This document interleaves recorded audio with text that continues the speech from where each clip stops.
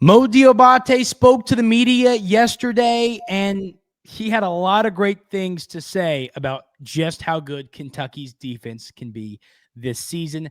That's the conversation we're going to have on today's episode of the Wildcats Today Podcast. I'm your host, Andrew Stefaniak, publisher over at Kentucky Wildcats on SI, joined as always by Carson Nash. And Carson, what did I call you and tell you about Mo D when I was walking out of the media stuff yesterday? You said, yeah, he doesn't lack a little seriousness, He's a very serious guy, very straight to the point. I've never, and I urge y'all to go look on Twitter at some of the clips. And before speaking of Twitter, go follow our Twitter. It's right below, right there, at Wildcats Today _. We've had a few. I had an interview on Saturday at the camp with Cam Williams. And once again, those of you who are everydayers here at Wildcats Today know Carson and I's thoughts on Cam Williams and how good he's going to be. So that's out there. Got a question we asked Denzel Aberdeen yesterday. Have a couple things from Otega I'm going to post. So go check out the Twitter. We're really getting some good stuff on there. So go check it out. But what I was going to say, Carson, is I've been in a lot of interviews with different players in my days, and there was something about Mo Diabate that I don't know how to describe it other than that dude means freaking business. And it was awesome. I mean, there was no nonsense, no bull crap, no joking around, no laughing. And it was like, I think some people would watch it and be like, huh, he seems kind of like, no, I love it. I love it. He is here to play elite defense, try and turn himself into an NBA player, and win a national championship. And that is it. End of conversation. Yeah, my favorite thing about the whole interview was that he called Kentucky his dream school and said if he would have been offered here out of high school, he'd be here already. So, and he said his favorite color is blue. So that all that lines up. And he said he's really good friends with Hami Diallo, too, who played here. So that's pretty cool as well. But, yeah, like you said, I mean, you could tell during that interview, like, he seems like a really nice guy. And he seems awesome. But you can tell that when he gets on that court, he's going to try to kill. But that's what I liked about him. It's like he wasn't like putting on a facade for the media of like I'm this like just awesome, bubbly, nice guy. And I'm not saying anyone does that. What I'm saying is he's a nice guy, but he means business, and I like that. I mean, he means business. And just go watch that interview if you kind of are not picking up what we're saying. Like you'll see. I mean, this dude is not here to screw around. He has goals, and he's here to obtain them. End of story, and it's awesome. And it's. I mean, he motivated me, man. I mean, I want to go work on my jump shot. Like it was like seriously, he's going to be a great leader. And I don't think a lot of people had Mo Diabate written down as one of the top leaders of this team, but this kid's a leader, man. I'm serious. He is a leader on this basketball team, and that was very evident in this interview. But the other thing I liked, Carson, before we get talking about what he said about the defense, they asked him about playing at Alabama, like what were the Nets? I think it was a bit of a silly question, knowing that they did 3-0 us last year. Mm-hmm. But like, is Kentucky kind of like basically he asked is it the Super Bowl question, and he talked about how you get up to play Kentucky, you want to beat Kentucky, and I thought that was pretty cool. I don't think a lot of people would be willing to admit that they like get up for that game. So they got up 3 times. I'll tell you that much.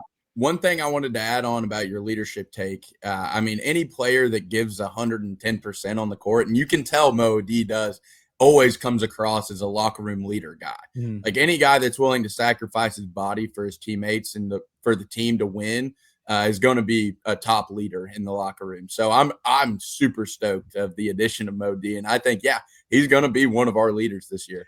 And there's different type of leaders. There's different type of leadership within a sports team. And I think that his is more of a watch what I do and do it yourself more than a, hey guys, let's get together. You know what I mean? I don't know if he's more of a vocal leader. He seems more of a, people go, man, I need to be putting as much effort into my defense as Mo D is type of leader. Lead by example. I think that's the type of guy he is, but he's going to be special. But I loved his quote on defense. He was asked yesterday, what's the upside of the defense? How good can it be? Stuff like that. And he says, I think this is probably going to be one of the best defensive teams Kentucky's seen in a while. We got guys like Jaden Quaintance, hadn't played yet. Like just knowing what he can do, and he's not even practiced yet. That's scary. Guys like me, Otega, we take pride in defense. So I feel that's something that the team needs and stuff like that, I feel like it's going to be a real good year defensively for us. I don't think that's going to be one of the liabilities we have. And I mean, like you said, Carson, I mean, I think that we're going to take pride in defense this year, and knowing the Mark Pope offense is always going to be good. We're always going to be scoring points. We're going to be getting good looks. If you add defense to this is when it gets very, very scary. Well, yeah. And I mean, I've said this to you and a lot of other people, but last year we were very, if you make your 3-pointers, you're going to win. And if you don't, you're probably going to lose. And part of that had to do with how bad our defense was because we gave up so many points on the other end. But I don't think we'll be living and dying by those 3-pointers because we're going to play with solid defense, create turnovers and havoc, leading for us to have easy points. So I think great defense leads to great offense as well. Yeah. So it's going to be super exciting with the new additions and a lot more size and physicality this season. Yeah, and what I like about what you just said there, Carson, was I think that we're still going to be shooting a lot of 3-pointers. But I'm saying I think what we're getting at here is they don't have to fall for us to win every single time. There's going to be some games where the threes aren't falling. And like you just said, that's a loss 99 out of 100 times last season. Shots might not fall this year, but our defense is going to be good enough to keep us in games. And that was the issue. Last year, we would get down. And luckily, our offense was so good. There'd be some games where they wouldn't fall in the first half, and then we'd get going. I think Gonzaga is a great example of that. And I don't think that's going to be an issue. I think that we're going to make teams struggle on their offensive side, that if our shots aren't falling, we might be down, but you might look up and there's 9 minutes left in the first half and we're down like 24-29. And you're going, oh, it feels like it should be a lot worse than this. But we're rebounding and we're boxing out and we're defending and we're making it tough for them to get open looks. And that's what I like about this defense. And the other part about this defense, Carson, that can be just special is how many guys, like Mo D said in that quote, take pride in it. I mean, it's not just Otega, Jaden himself. A lot of this team takes pride in their defense. Yeah, and I know we always love talking about our boy, but Cam Williams, his Akeem percentage, which is steal rate plus block rate, is 6.5%, which would have been the highest of our perimeter defenders on last season's team. Yeah. So he takes pride in defense, and he can shoot it from 30 feet plus. So you're getting like a better defensive version of Kobe Brea there. And then, I mean, you talk about Mo D. I mean, his rebounding percentages on both ends, offensive and defensive. I mean, he was what was he? He was the 10th best offensive rebounder in the conference, and his 24% defensive rebounding was the 5th best. So, I mean, that's ridiculous. And then Jaden Quaintance, you already know what you're getting with him. He was a 17-year-old and was dominant, was averaging 2.6 blocks a game and had 8 games over 4 blocks before he got injured. So, I mean, we're going to be scary defensively. And what I like about this is a lot of these guys are not they're hybrids, honestly. Like, you have a lot of defensive diversity. Like, you can switch Mo on 1 through 4. Like, JQ can guard the 3 through 5. Like, a lot of these guys can pick up players that last year's team couldn't. Like, Ansley couldn't stay in front of me or you. Travis had a hard time staying in front of people. Like, we're not going to run into those issues next year. You're exactly right. And I mean, take that further. Cam Williams and Aberdeen can guard 1 through 3. Cam can probably guard 1 through 4. You guys like that. I think Yelovich is a guy that can guard 3 through 5. I think that Colin Chandler can guard 1 through 3. Jasper can put 1 through 3. You've got that on this team. Everybody's a hybrid. You've got guys. I mean, how many players on our team can guard 3 positions? I mean, are there any players on our team, Carson, that you don't think? I was going to say, I think it's a better question to ask who can't. Yeah. I think that's probably a better question because you've got guys all up and down the roster that can do that. And I'm excited to take pride in defense again. At the end of the day, you have to be good defensively to win in this league. You and I have talked about this a lot, Carson, over the last 2 years. If the KenPom and that stuff, it matters. If people say, well, no, yeah, I mean, statistically, you have to be good in both categories to be good and to go on a run. You have to be good offensively and defensively. And last year, I believe it was the 120s our defense was in at some times of the season in KenPom. And yeah, the defense did a heck of a job getting better over the last 10 games of the season to work their way. I believe they finished 55. I wanted to point that out as well, because they got much better, but they weren't as athletically and physically gifted as this team is. So can you imagine this team coming together throughout and like mid-February continuing to get better? I mean, this team has a chance to be a top 5, top 3 defensive team in the country. Yeah, and I'll tell you this, speaking on the athleticism of this basketball team, defense is effort. I'm a big believer in that, but I also think that athleticism makes up for a lot of the effort you need to put into it. And I think we have a lot of defenders that can effortlessly play lockdown defense. Last year, I mean, if Ainsley and Travis and Kobe and some of these guys were going to play lockdown defense, they were going to be Deladova after Garden Curry in the, 16 playoffs? Like, yeah, you know what I mean? Like, they were going to be sweating buckets. And it would affect their offensive game. Exactly.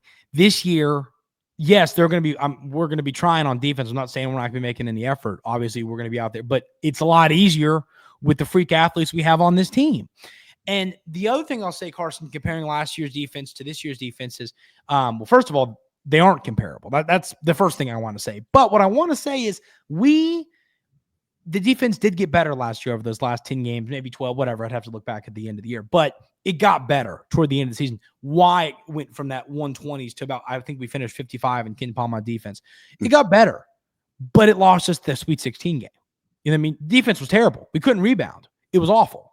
Yep. And our defense won't lose us any games this year. And that's what's good to know. There's going to be a game, it's basketball, where we just can't hit the broadside of the barn. But the difference is, I think we lose that game by 10 points rather than 25 compared to last year. That's the great thing, because our defense is going to keep us in every single game, even when we're not hitting our shots. Oh, yeah. And, I mean, the athleticism goes hand in hand with we're going to be a lot better at getting to the rim as well. So those points at the rim are going to come a lot easier. So we really won't have to live and die by the 3-point shot like we did last year. And it's going to cause more 3-pointers to be open because we can get to the rim so well. So I think all this athleticism and physicality goes hand in hand with being better on both sides of the ball. And I agree with you. And I want to pull this up because I want to rope rebounding into this defense conversation a little bit, Carson. And so let's pull this up. So I'm just going to pull up some guys that are on the team this year. Last year, Cam Williams, and once again, we have a rule here where we have to say the name Cam Williams at least 5 times every single podcast until he is a lottery pick. But 4.5 rebounds last year. We've talked about Mo D, great on the boards. Jaden, great on the boards. We're going to have a lot of player. I mean, even Jasper will pull down a couple rebounds. Yelovich had like 15 rebounds in his playoff game in Germany or wherever. We're going to get rebounding from all over the floor, and that's something we just really didn't see a ton of last year. Otega will help you on the boards. Trent Noah, Colin Chandler, these guys can go pick up a couple. I mean, you have rebounding everywhere. Average almost 5 rebounds a game as a guard. Exactly. That's what I was pulling up. I forgot if it was him or Aberdeen. I was going to look it up, and Aberdeen only averaged 1.7. It was low. Yeah, low average. It was like 4.5 or something around there. Rebounds per game. We're going to get rebounding from all over the floor, and that's huge because we've talked about. There were some games last year where I told you, Carson. I said we want to run. We want to run, but I don't think we can because we need everybody to stay back and make sure we're securing rebounds. This year, I think we have enough dominant rebounders that we're going to be able to run out. I mean, somebody will, whether it's Low grabbing the board and there goes Aberdeen, or it's JQ grabbing the board and there goes Cam Williams, and we're going to create opportunities from that. Our rebounding will be better this year. And I'll tell you this is the last thing I'll say about the rebounding is Mark Pope is a pretty smart man. I mean, the dude, was at Columbia, right, that he went to medical school? I think so. Yeah. The dude's a genius. And I'll tell you one thing. My favorite quote is, the definition of insanity is doing the same thing over and over again and expecting a different result. Mark Pope isn't going to be doing that. Mark Pope, he's going to look back on last year's film and say, that ain't going to fly. We're fixing this defense. We're fixing this rebounding. And I think that can be shown in our roster. But not only that, I think he's going to implement that extremely hard this offseason and this summer. Oh, yeah, 100%. Like you said, I mean, he's a genius. He's not going to do things that don't work. And what I loved from another thing from Mo Diabate's interview was saying they run, I forgot what he called it, but they run side to side across the court. I think it's 7 times or 17 times maybe. And they had to get it in a certain amount of time. So the conditioning prep has taken a leap. You know, they're really focusing on getting stronger, faster, and more athletic. So I'm really excited with that. And I mean, you could see that yesterday in the clip that they posted. I mean, we didn't see Trent Noah dunking like that much last year. So he looks like a completely different ball player. That was nuts, that dunk. I mean, first of all, the play as a whole was beautiful. Yeah. But that dunk was like, oh, his no-look Trent Noah does that in the game, like against Tennessee, Rupp Arena will literally explode. Explode. If he throws down a one-hand tomahawk, I don't know what I'd do. I don't know. There goes my ice cream. Yeah. There goes the Rupp Arena ice cream. Yeah. I mean, there's popcorn everywhere. I mean, I mean, that would be insane. You go watch that clip if you haven't seen it on Kentucky put on their social media pages. Kentucky basketball did. But this team's going to be better at the little things, Carson. And it's personnel to me. And the conditioning's important, like you said. I mean, Andrew Carr with the bad back, and we've seen something. You're not going to see some of these things in like hamstring injuries. You're just not going to see these injuries. Knock on wood. You see what I'm saying? If we're well, okay. Hear me out. Let me restate this so that no one yells at me.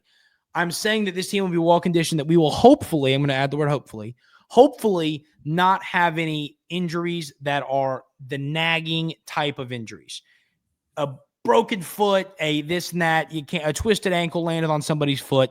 That's different stuff. But I'm talking about a pulled hammy, these things that you can really fix by being in great shape and being well conditioned. I think that's a big thing this offseason, because Kentucky has gotten hurt by the injury bug lately, and we're due for that to stop. And I'm hoping that being well conditioned is going to help in that way. Yeah, it definitely should, especially when you're getting a whole lot faster and stronger and a little bit younger. So it should, the old man back. That was a tough situation, but shout out Cam. Sciatica. Oh. Yeah, but I'm really looking forward to this season. The defense is going to be much better, and that only leads to better offense, and it makes it easier on the team as a whole. And it makes it a lot harder on the other teams when they're trying to game plan for you as well, especially when you have defenders that can play multiple defensive positions. So really, really excited for this team's defense. And yeah, like I said, I think top 5, top 3 defense. I agree with you. I mean, I think it could be that good. And I want to throw a curveball question at you here, Carson. That I wrote an article about this. Gilinardi's way too early bracketology put out today. Mm-mm. Which, first of all, who cares? Yeah. But we're going to talk about it. I want to. Nobody is he in his bracket bunker right now? Yeah, I mean, but what I'm saying is nobody should care about. What we should care about is I want to have it be right now where we sit. Where do we think the Cats end up seed wise? Just for a little conversation. He has us as a 3 seed. I saw that and was pretty quickly going, no, man. This team is a lot better than our team last year, and I think we're going to not be a 3 seed again. I just don't see it happening. So, Carson Nash, what seed do you see as being? Yeah, that's ridiculous. I think we're going to be a 1 seed. I genuinely think people aren't buying in enough to this team. You have veterans, you have athleticism, you have shooting, you have talent, you have projected lottery picks, I mean, this team is night and day better than last year's team. I think they would beat last year's team by like 10 points. So I think a lot of teams got worse. Like, I don't think the talent in college basketball is going to be as prolific as it was last season. So I genuinely think we're going to be a 1 seed, and if not a 1 seed, we're definitely a 2 seed, but not a 3 seed. I want to throw another question, and it has to do with the Brackettology. You know who the number 1 overall seed was? Do you want to take a guess? If it's Purdue, I'd quit. It's not Purdue. It's not Purdue. It is the Florida Gators. Now, hear me out, okay? I want to have this conversation, and I actually think this would be a fun off-season show for us when we really get deep into the off-season. I think Florida's front court is really, really good. Chinyalu, Condon, Howe, those guys are good, man. They're good. Now, if Denzel Aberdeen yesterday did say that he think this group's going to be better than those guys in the front court. He did say that, just for the record. But I think we're better than Florida, Carson. Yeah, I really Walter do. Clayton's not walking through that door again. Boogie Flan shot 36%, and what's his name? The Lee kid from Princeton, Xavier Lee. Hey, I mean, he still has to play in the SEC. We haven't seen him play in the SEC before. We've seen him play against teams that Princeton plays against. Yeah. So, I mean, I'm not bought in until I see it with them. And they're going to have to show me. But, yeah, their front court's great, but front court doesn't win in March. Guards do. I mean, I'm fully with you. I mean, when you sit and you look at this team, I mean, they're going to be really good. I mean, this is like arguing, two great teams. They're still going to be a top 5 team, I think. It's just, but I don't. Okay, I want to ask you another question, because we're getting off topic, but generally that leads to fun things to talk about. But if you're not a Kentucky fan right now and you're just an outsider, why do you not think this Kentucky team can be top 5? You know what I mean? Like, what are you seeing that, why are people not believing? I mean, like, is there a concrete reason? Yeah, I don't know. Like, I am finding it hard to believe. I mean, the Louisville Twitter fingers love to say stuff about Jalen Lowe. Them and Tennessee fans love to say that our Jalen won't be good. And the Quaintance injury, they're bringing that up too. But I mean, those two things are going to, like, Lowe's going to be awesome, and Quaintance is definitely going to be healthy. So I'm finding it hard to find a reason why we won't be a top 5 team. I just don't. I mean, I'm looking, I'm looking at these teams. The 1 seeds are Houston, Florida, Duke, Purdue. The 2 seeds are UConn, Michigan. Wait, you said Duke's a 1 seed? Yeah. That's ridiculous. That's ridiculous. I hadn't fully looked. Guess who's a 2 seed? Who? Tennessee. He needs to close the bracket bunker. I mean, Joey Brackett's lost his touch. That's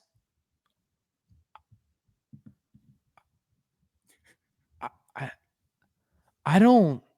I really, like, that's up there for me with hey, LeBron, we're good. Ben Simmons is here. I mean, that is. And this isn't even us making fun of Tennessee. Genuinely, this is not us making fun of Tennessee right now. I don't get it. I'm not even making fun of Tennessee right now. This is just genuine shock. I did not know that he had them as a 2 seed on that list. Yeah, that's. I mean, ridiculous. I want to look back and 2 seed Tennessee. Then the 3 seeds are Arizona, BYU, Iowa State, and Kentucky.